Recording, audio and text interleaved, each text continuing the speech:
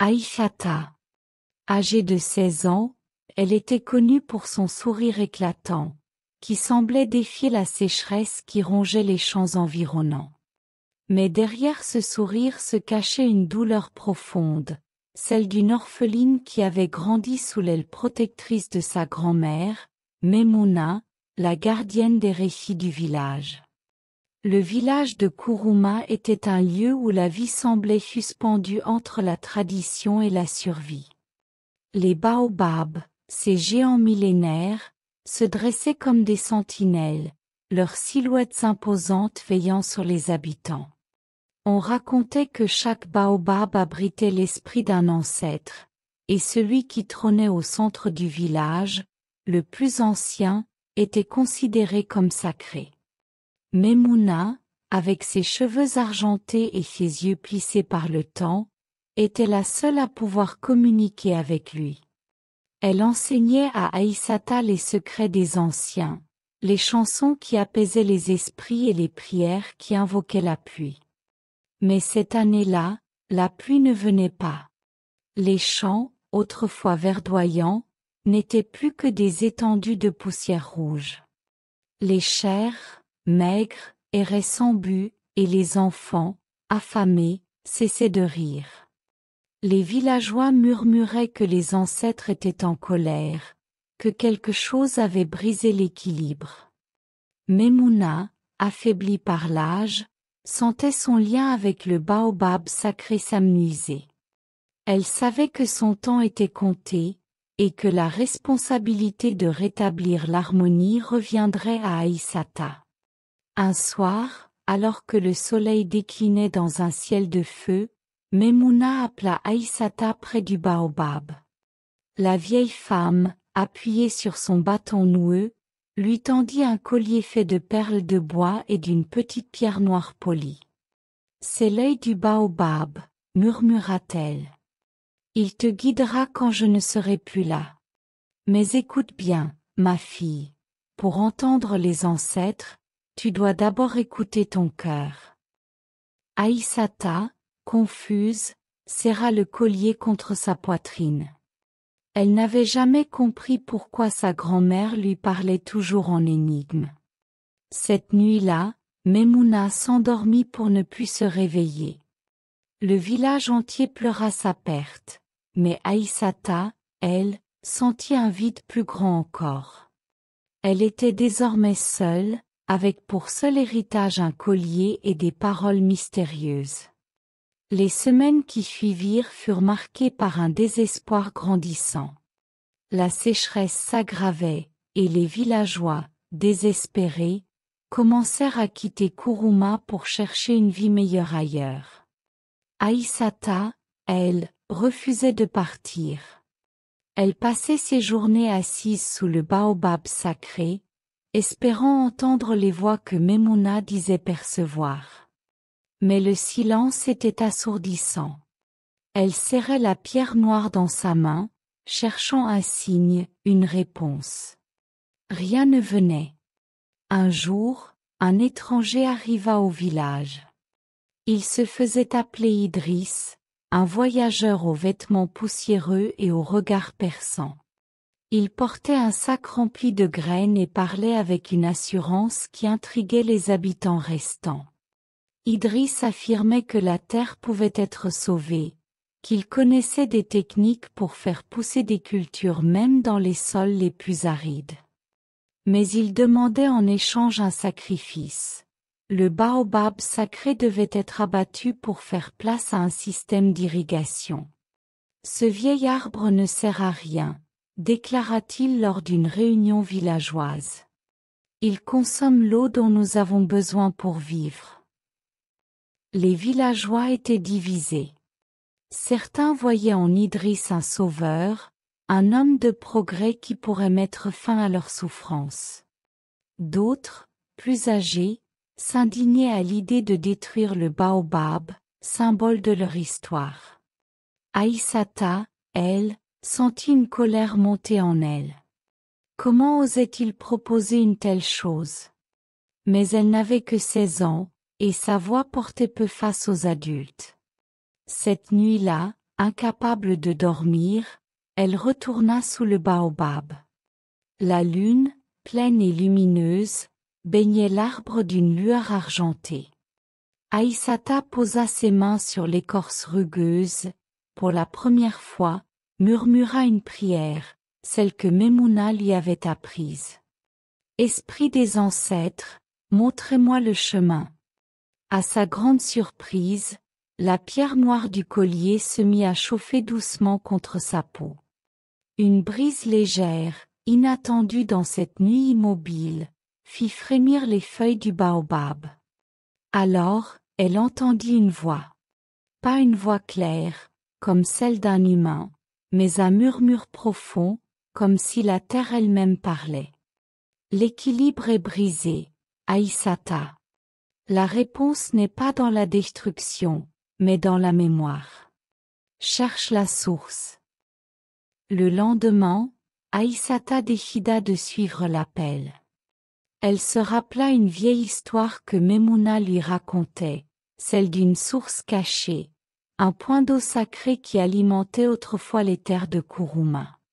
Selon la légende, cette source avait été scellée par un ancien chef de village, par peur que son pouvoir ne soit mal utilisé. Aïssata, déterminée, fouilla dans les souvenirs de sa grand-mère et dans les chants qu'elle lui avait appris.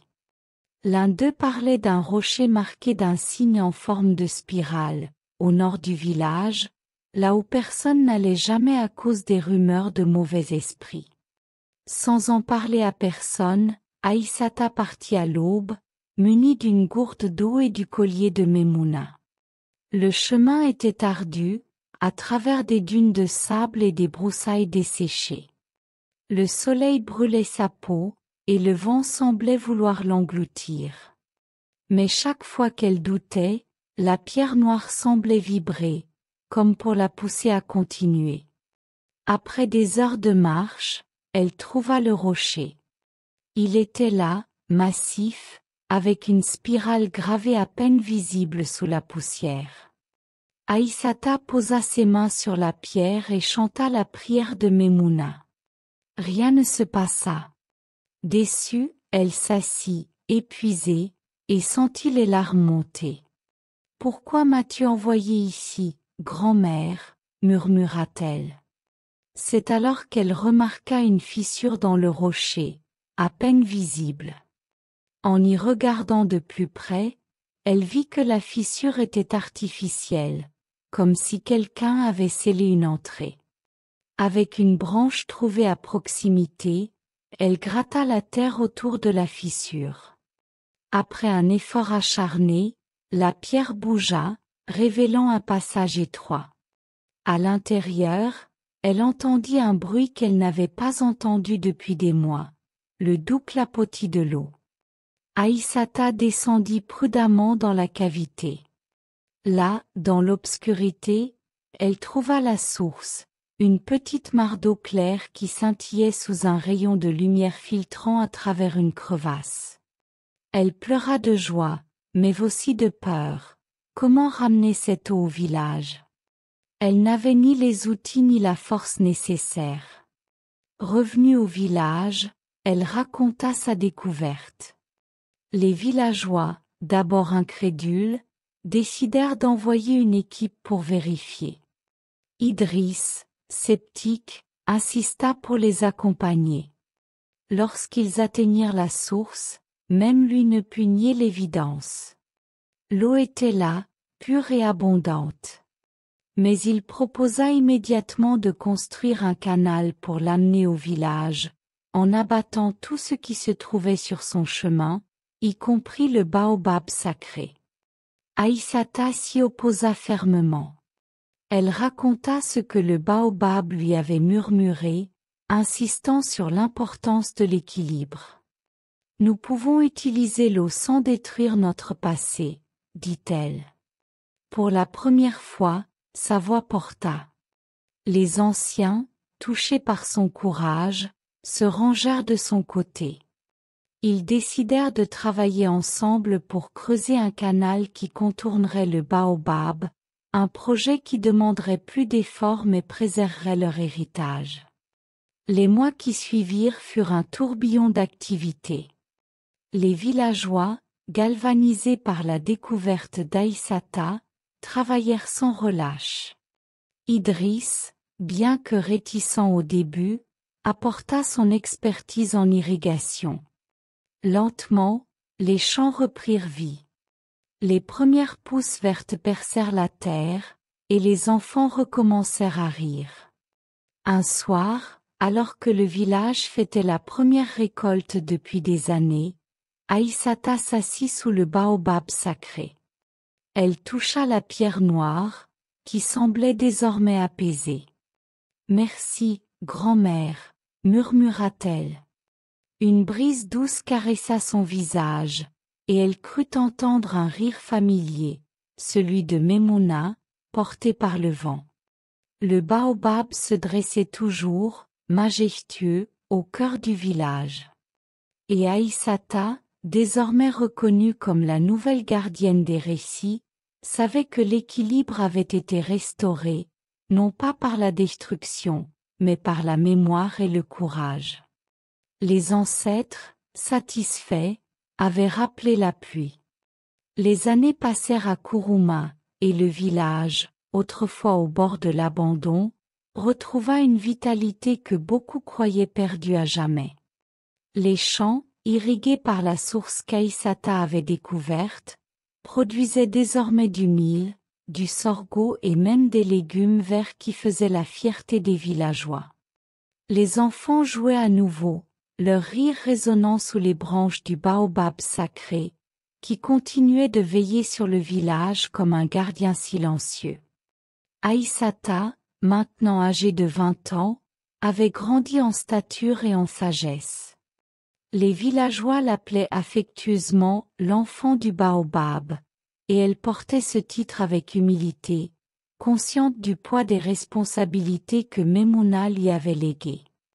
Mais la paix retrouvée était fragile. Les nouvelles de Kourouma s'étaient répandues au-delà des collines, attirant l'attention de marchands, de voyageurs et même d'hommes en costume venus des villes lointaines. Ils parlaient de développement, de routes à construire, de machines pour exploiter la terre plus vite. Idriss, qui n'avait jamais vraiment quitté le village après la découverte de la source, s'était imposé comme une figure centrale dans ces discussions. Il avait gagné la confiance de beaucoup grâce à ses connaissances modernes, mais Aïssata restait méfiante. Elle voyait dans ses yeux une ambition qui la troublait, une lueur qui semblait vouloir plier la terre à sa volonté, sans égard pour les murmures des ancêtres. Un soir, alors que les étoiles scintillaient au-dessus du village, Idriss convoqua une grande réunion sous le baobab sacré. Les villageois, curieux et inquiets, s'assirent en cercle, leurs visages éclairés par la lueur vacillante des lampes à huile. Idriss se leva, sa voix assurée résonnant dans la nuit. « Kourouma peut devenir plus qu'un simple village, » déclara-t-il. « Avec l'aide d'investisseurs, nous pouvons construire une usine pour transformer nos récoltes, des écoles modernes, des routes pour relier notre village au reste du monde. Mais pour cela, nous devons faire des choix. Le baobab, aussi cher soit-il à nos cœurs, occupe un espace précieux. Une route pourrait passer à travers, reliant Kourouma au marché de la ville. » Un murmure d'indignation parcourut l'assemblée. Les anciens secouèrent la tête, leurs mains serrant leurs bâtons comme pour s'ancrer dans leurs convictions. Mais d'autres, plus jeunes, semblaient séduits par les promesses d'Idriss. Ils rêvaient d'une vie plus facile, de téléphones portables, d'électricité, de tout ce qu'ils voyaient dans les récits des voyageurs. Aïssata sentit son cœur se serrer. Elle toucha instinctivement le collier de Memouna, la pierre noire toujours chaude contre sa peau. Cette nuit-là, incapable de trouver le sommeil, Aïssata retourna sous le baobab. Elle s'assit contre son tronc massif, les yeux levés vers les branches qui semblaient toucher les étoiles. « Que dois-je faire » murmura-t-elle. « Comment protéger ce que tu m'as confié ?» Comme autrefois, une brise légère agita les feuilles, et la pierre noire vibra doucement. Cette fois, la voix qu'elle entendit était plus claire, presque comme celle de Maimouna. L'avenir et le passé ne sont pas ennemis, Aïssata. Trouve le chemin qui les unit. Inspirée, Aïssata passa les jours suivants à réfléchir. Elle se rappela les leçons de sa grand-mère. Les ancêtres ne rejetaient pas le changement, mais ils exigeaient le respect. Elle décida de prendre la parole lors de la prochaine réunion, bien décidée à ne pas laisser Idriss imposer sa vision sans combattre. Mais elle savait que crier ou s'opposer frontalement ne suffirait pas. Elle devait proposer une alternative, un chemin qui honorerait le baobab tout en offrant au village un avenir. Elle commença par consulter les anciens, écoutant leurs craintes et leurs espoirs. Puis, elle parla aux jeunes, ceux qui rêvaient de modernité. Elle passa des nuits à griffonner des idées sur des bouts de papier, utilisant ce qu'elle avait appris des voyageurs et des récits d'Idriss.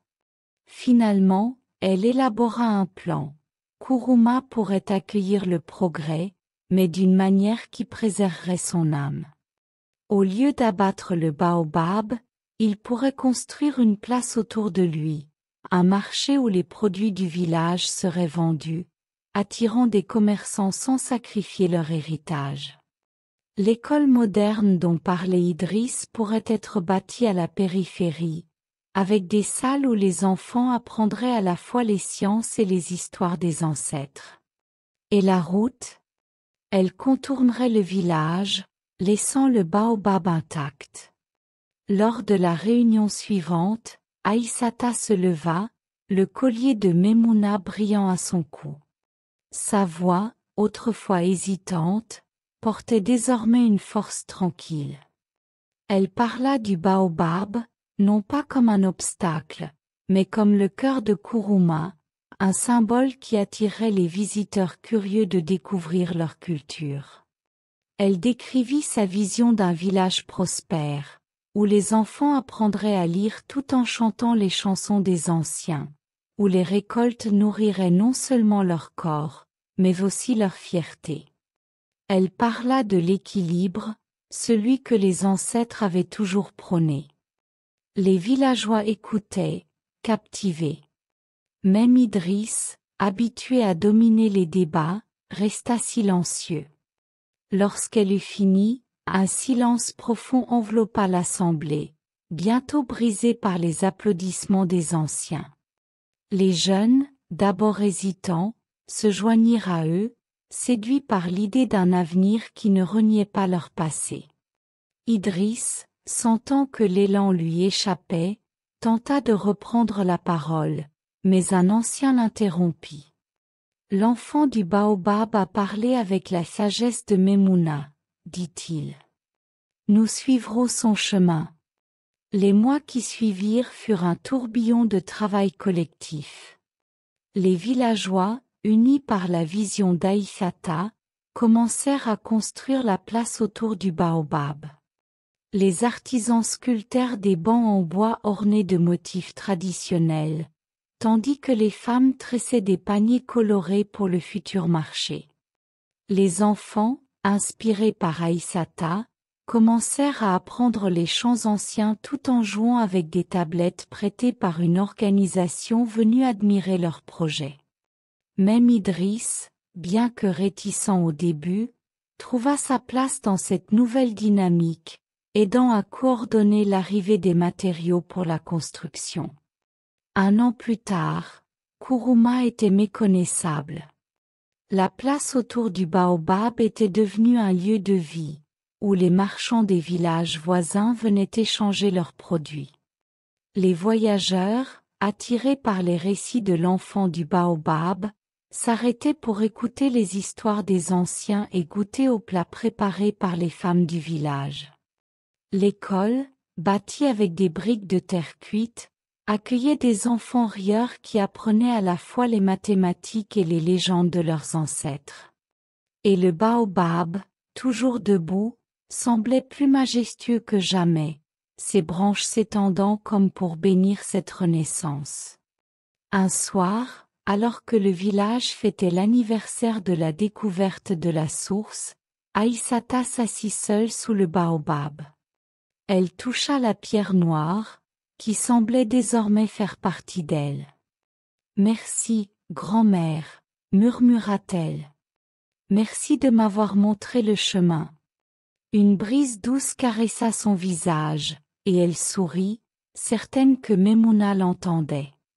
Les étoiles scintillaient au-dessus, et quelque part, au loin, un tam-tam résonna, portant l'écho des ancêtres dans la nuit. Kourouma prospéra, non pas en tournant le dos à son passé, mais en l'embrassant, prouvant que l'avenir pouvait grandir à l'ombre d'un baobab.